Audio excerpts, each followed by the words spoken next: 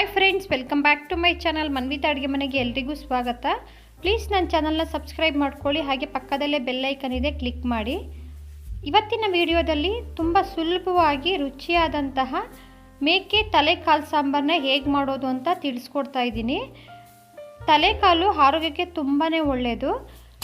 ತಲೆಕಾಲಲ್ಲಿ calcium ಹೆಚ್ಚಾಗಿ ಇರೋದ್ರಿಂದ ವಯಸ್ಸಾದಂಥವ್ರಿಗೆ ಮೂಳೆಗಳು ನೋವು ಬರ್ತಾ ಇರುತ್ತೆ, ಅಂಥವ್ರಿಗೆ ಈ ರೀತಿ ನೀವು ತಲೆಕಾಲನ್ನ ಮಾಡಿಕೊಡೋದ್ರಿಂದ ತುಂಬಾ ಒಳ್ಳೆಯದು. ಹಾಗೆ ಮಕ್ಕಳಿಗೂ ತುಂಬಾ ಒಳ್ಳೆಯದು. ಬನ್ನಿ ಇವಾಗ ಹೇಗೆ ಮಾಡೋದು ನೋಡೋಣ. ಮೊದಲಿಗೆ ನಾನಿಲ್ಲಿ ಒಂದು ತಲೆ 4 ಕಾಲನ್ನ ಕಟ್ ಮಾಡಿಸಿ ಒಂದು 2ರಿಂದ 3 ಬಾರಿ ಚೆನ್ನಾಗಿ ತೊಳೆದು ಇಟ್ಕೊಂಡಿದ್ದೀನಿ. ಸುಮಾರು 1.5 kg ಮಟನ್ ಇದೆ. ಇವಾಗ ಮಾಡೋದಕ್ಕೆ ಒಲೆ ಮೇಲೆ ಒಂದು ಕುಕ್ಕರ್ನ ಇಟ್ಕೊಂಡು 2 ಟೇಬಲ್ ಸ್ಪೂನಷ್ಟು ಎಣ್ಣೆ ಹಾಕ್ಕೊಂಡಿದ್ದೀನಿ. ಎಣ್ಣೆ ಬಿಸಿಯಾದ ನಂತರ ಒಂದು ಸಣ್ಣ ಈರುಳ್ಳಿನ ಈ ರೀತಿ ಸ್ಲೈಸ್ ಆಗಿ ಕಟ್ ಮಾಡಿ ಹಾಕ್ಕೊಂಡು ಫ್ರೈ ಮಾಡ್ಕೊಂಡಿದ್ದೀನಿ. ಈರುಳ್ಳಿ ಸ್ವಲ್ಪ ಫ್ರೈ ಆಗ್ತಿದ್ದಂಗೆ ಅರ್ಧ ಸ್ಪೂನಷ್ಟು ಅರಿಶಿಣನ ಹಾಕ್ಕೊಂಡಿದ್ದೀನಿ. ಅರಿಶಿಣ ಹಾಕ್ಕೊಳ್ಳೋದ್ರಿಂದ ಕಲರು ತುಂಬ ಚೆನ್ನಾಗಿರುತ್ತೆ, ಹಾಗೆ ಟೇಸ್ಟೂ ತುಂಬ ಚೆನ್ನಾಗಿರುತ್ತೆ. ಇವಾಗ ಇದನ್ನ ಈ ರೀತಿ ಮಿಕ್ಸ್ ಮಾಡಿಕೊಂಡು ಕಟ್ ಮಾಡಿ ಇಟ್ಕೊಂಡಿರುವಂತಹ ತಲೆಕಾಲನ್ನ ಹಾಕ್ಕೊಳ್ತಾ ಇದ್ದೀನಿ. ತಲೆಕಾಲನ್ನ ಸೇರಿಸಿದ ನಂತರ ಸೌಟಿಂದ ಒಂದು 2ರಿಂದ 3 ನಿಮಿಷ ಈ ರೀತಿ ಚೆನ್ನಾಗಿ ಫ್ರೈ ಮಾಡ್ಕೊಳ್ಬೇಕು. ಈ ರೀತಿ ಒಂದು 2 ನಿಮಿಷ ಫ್ರೈ ಮಾಡಿಕೊಂಡು ಆ ನಂತರ ಒಂದು ಬಟ್ಟೆನ ಹಿಡ್ಕೊಂಡು ಈ ರೀತಿ ಮಿಕ್ಸ್ ಮಾಡ್ಕೊಳ್ತಾ ಇದ್ದೀನಿ. ಈ ರೀತಿ ಮಾಡ್ಕೊಳ್ಳೋದ್ರಿಂದ ಎಲ್ಲ ಪೀಸಸ್ಗೂ ಅರಿಶಿಣ ಎಲ್ಲ ಚೆನ್ನಾಗಿ ಹಿಡ್ಕೊಳ್ಳುತ್ತೆ. ನೋಡಿ, ಇವಾಗ ಒಂದು 2 ನಿಮಿಷ ಫ್ರೈ ಮಾಡಿಕೊಂಡು ಆ ನಂತರ ಉಪ್ಪು ಹಾಕ್ಕೊಳ್ತಾ ಇದ್ದೀನಿ. 1.5 ಸ್ಪೂನಷ್ಟು ಉಪ್ಪು ಹಾಕ್ಕೊಂಡಿದ್ದೀನಿ. ನೀವು ದಪ್ಪ ಉಪ್ಪಿದ್ರೆ ಅದನ್ನು ಹಾಕ್ಕೊಳ್ಬೋದು. ಉಪ್ಪನ್ನ ಸೇರಿಸಿದ ನಂತರ ಈ ರೀತಿ ಚೆನ್ನಾಗಿ ಮಿಕ್ಸ್ ಮಾಡ್ಕೊಳ್ಳಿ. ಈ ರೀತಿ ಮಾಡೋದ್ರಿಂದ ಉಪ್ಪೆಲ್ಲ ಚೆನ್ನಾಗಿ ಹಿಡ್ಕೊಳ್ಳುತ್ತೆ. ನಾನಿವಾಗ ಒಂದು 5 ನಿಮಿಷ ಫ್ರೈ ಮಾಡ್ಕೊಂಡಿದ್ದೀನಿ. ನೋಡಿ, ಇವಾಗ ಕಲರ್ ಎಲ್ಲ ಚೇಂಜ್ ಆಗಿದೆ, ಚೆನ್ನಾಗಿ ಫ್ರೈ ಆಗಿದೆ. ಈ ಟೈಮಲ್ಲಿ ನೀರನ್ನ ಸೇರಿಸ್ಕೊಳ್ತಾ ಇದ್ದೀನಿ. ಇದು ಮುಳುಗುವಷ್ಟು ನೀರನ್ನ ಹಾಕ್ಕೊಳ್ಬೇಕು. ನಾನಿಲ್ಲಿ ಸುಮಾರು 1.5 ಲೀಟರ್ ನೀರನ್ನ ಸೇರಿಸ್ಕೊಂಡಿದ್ದೀನಿ. ಇವಾಗ ಇದಕ್ಕೆ ಲಿಡ್ನ ಕ್ಲೋಸ್ ಮಾಡಿ 4 ವಿಸಿಲ್ ಕೂಗಿಸ್ಕೊಳ್ಬೇಕು. ಇದು ಬೇಯೋ ಅಷ್ಟರಲ್ಲಿ ಮಸಾಲೆ ರುಬ್ಕೊಳ್ಳೋದಕ್ಕೆ ಒಂದು ಪ್ಯಾನ್ಗೆ 2 ಸ್ಪೂನ್ ಎಣ್ಣೆನ ಹಾಕ್ಕೊಂಡು ಈರುಳ್ಳಿನ ಫ್ರೈ ಮಾಡ್ಕೊಳ್ತಾ ಇದ್ದೀನಿ. ನಾನಿಲ್ಲಿ 2 ದಪ್ಪ ಸೈಜ್ ಈರುಳ್ಳಿನ ಈ ರೀತಿ ಸ್ಲೈಸ್ ಆಗಿ ಕಟ್ ಮಾಡಿ ಹಾಕ್ಕೊಂಡಿದ್ದೀನಿ.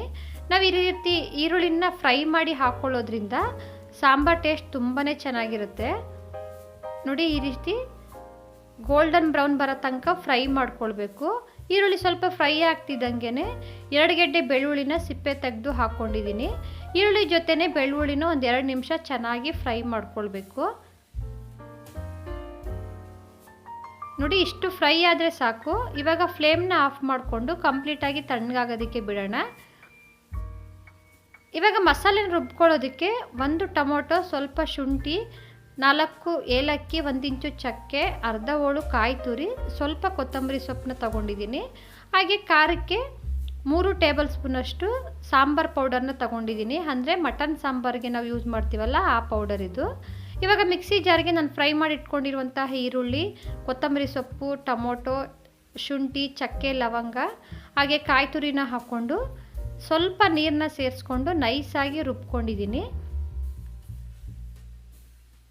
ಕಾಯಿನ ಸ್ವಲ್ಪ ಕಡಿಮೆನೇ ಹಾಕ್ಕೊಳ್ಳಿ, ತುಂಬ ಜಾಸ್ತಿ ಆಗಿಬಿಟ್ರೆ ಗಟ್ಟಿ ಆಗಿಬಿಡುತ್ತೆ. ನೋಡಿ, ಮಸಾಲೆನ ಈ ಅದಕ್ಕೆ ರುಬ್ಬಿ ಇಟ್ಕೊಂಡಿದ್ದೀನಿ. ಇವಾಗ ಕುಕ್ಕರು ತಣ್ಣಗಾಗಿದೆ, ಲಿಡ್ ಓಪನ್ ಮಾಡಿದ್ದೀನಿ. ನೋಡಿ, ಇವಾಗೆಲ್ಲ ಚೆನ್ನಾಗಿ ಬೆಂದಿದೆ.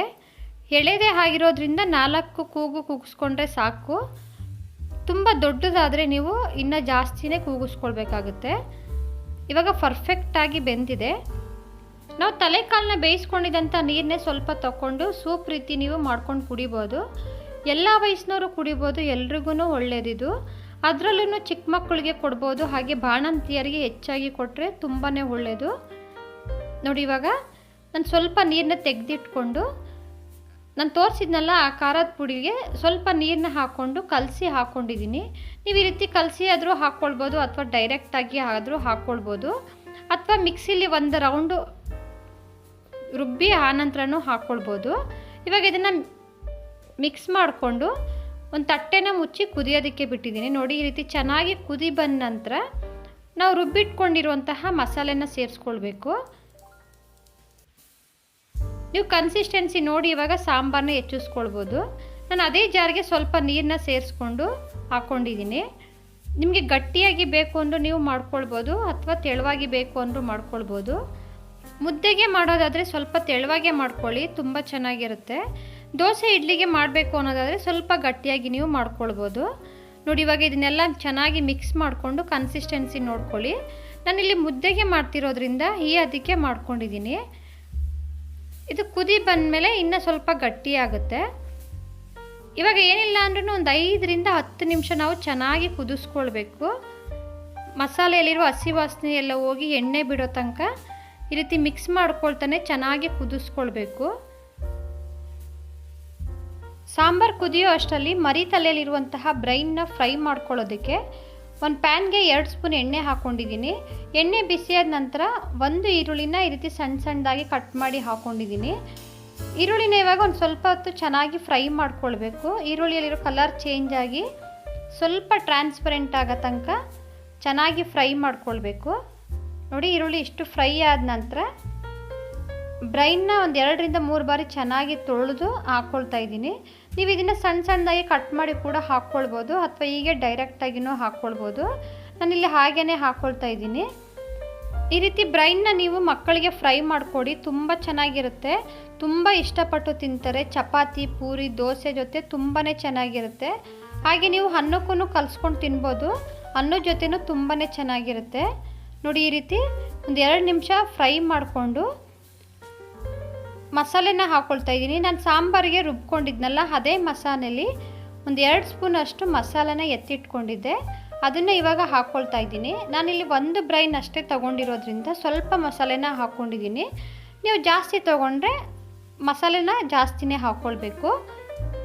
ಇವಾಗ ಅದ್ರ ಜೊತೆನೇ ಒಂದು ಅರ್ಧ ಗ್ಲಾಸಷ್ಟು ನೀರನ್ನ ಸೇರಿಸಿ ಹಾಕ್ಕೊಳ್ತಾ ಇದ್ದೀನಿ. ಹಾಗೆ ಒಂದು ಅರ್ಧ ಸ್ಪೂನಷ್ಟು ಮಟನ್ ಮಸಾಲ ಪೌಡರ್ನ ಹಾಕ್ಕೊಂಡು ಚೆನ್ನಾಗಿ ಮಿಕ್ಸ್ ಮಾಡ್ಕೊಂಡಿದ್ದೀನಿ. ನೋಡಿ ಈ ರೀತಿ ಮಿಕ್ಸ್ ಮಾಡಿಕೊಂಡು ರುಚಿಗೆ ತಕ್ಕಷ್ಟು ಉಪ್ಪು ಹಾಕ್ಕೊಂಡು ಒಂದು 2 ನಿಮಿಷ ಕುದಿಸ್ಕೊಂಡ್ರೆ ಸಾಕು. ರುಚಿಯಾದ ಬ್ರೈನ್ ಫ್ರೈ ರೆಡಿ ಆಗುತ್ತೆ. ಚಿಕ್ಕ ಮಕ್ಕಳಿಗೆ ಈ ರೀತಿ ಮಾಡಿಕೊಡಿ, ತುಂಬಾ ಇಷ್ಟಪಟ್ಟು ತಿಂತಾರೆ. ಚಪಾತಿಗೆ, ದೋಸೆ, ಇಡ್ಲಿ ಎಲ್ಲದ್ರ ಜೊತೆನೂ ತುಂಬ ಚೆನ್ನಾಗಿರುತ್ತೆ. ನೋಡಿ ಇವಾಗ ಇದು ಎಲ್ಲ ಚೆನ್ನಾಗಿ ಕುದಿ ಬಂದಿದೆ. ಇವಾಗ ಇದನ್ನ ಫ್ಲೇಮ್ನ ಆಫ್ ಮಾಡ್ಕೊಳ್ತಾ ಇದ್ದೀನಿ. ನೋಡಿ ಇವಾಗ ಸಾಂಬಾರೆಲ್ಲ ಚೆನ್ನಾಗಿ ಕುದಿ ಬಂದು ಎಲ್ಲ ಚೆನ್ನಾಗಿ ಬೆಂದಿದೆ. ಇವಾಗ ಇದನ್ನ ಫ್ಲೇಮ್ನ ಆಫ್ ಮಾಡ್ಕೊಳ್ಳೋಣ. ಬಿಸಿ ಬಿಸಿ ರಾಗಿ ಮುದ್ದೆ, ಚಪಾತಿ, ದೋಸೆ, ಇಡ್ಲಿ ಎಲ್ಲದ್ರ ಜೊತೆನೂ ತುಂಬಾ ಚೆನ್ನಾಗಿರುತ್ತೆ. ಖಂಡಿತ ನೀವು ಒಂದ್ಸಲ ಟ್ರೈ ಮಾಡಿ. ತಲೆಕಾಲು ಆರೋಗ್ಯಕ್ಕೆ ತುಂಬಾ ಒಳ್ಳೆಯದು. ತಲೆಕಾಲಲ್ಲಿ ಹೆಚ್ಚಾಗಿ ಕ್ಯಾಲ್ಸಿಯಂ ಅಂಶ ಇರೋದ್ರಿಂದ ವಯಸ್ಸಾದಂಥವ್ರಿಗೆ ಹಾಗೆ ಮಕ್ಕಳಿಗೆ ನಾವು ಹೆಚ್ಚಾಗಿ ಮಾಡಿಕೊಡೋದ್ರಿಂದ ಮೂಳೆಗಳು ಬಲಿಷ್ಠವಾಗುತ್ತೆ, ತುಂಬಾ ಒಳ್ಳೆಯದು.